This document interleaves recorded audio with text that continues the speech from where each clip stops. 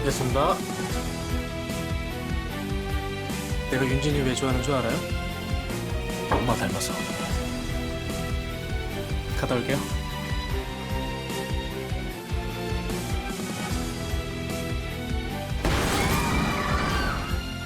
김선우를 보존해. 그럼 너는 자유야.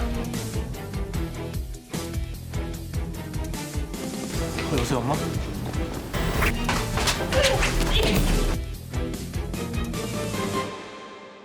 반드시 찾아서.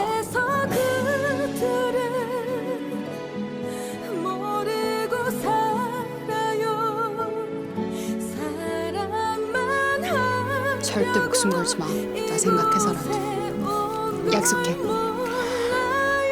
약속할게.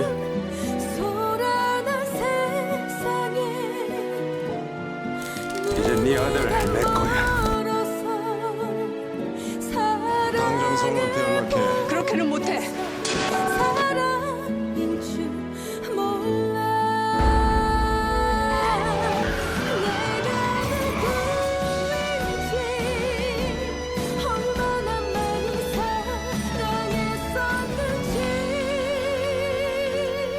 이게 행복이야.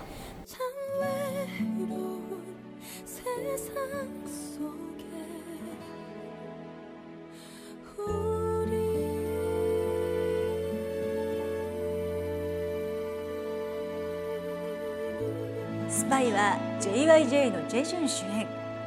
ジェジュンの軍入隊前最後の作品で、タイトル通り愛する家族を守るためお互いに騙し合うスパイ一家を描いた新感覚のスパイドラマです。実は高い作品性を認められたイスラエルの人気ドラマが原作になっています。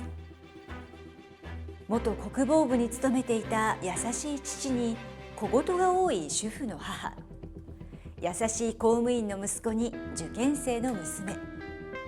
一見ごく平凡な家族ですが、実は主人公である息子は家族には普通の公務員だと言いつつ、内緒で国家情報機関で働いており、その母親は元北朝鮮の工作員だったという過去を子どもたちに隠しています。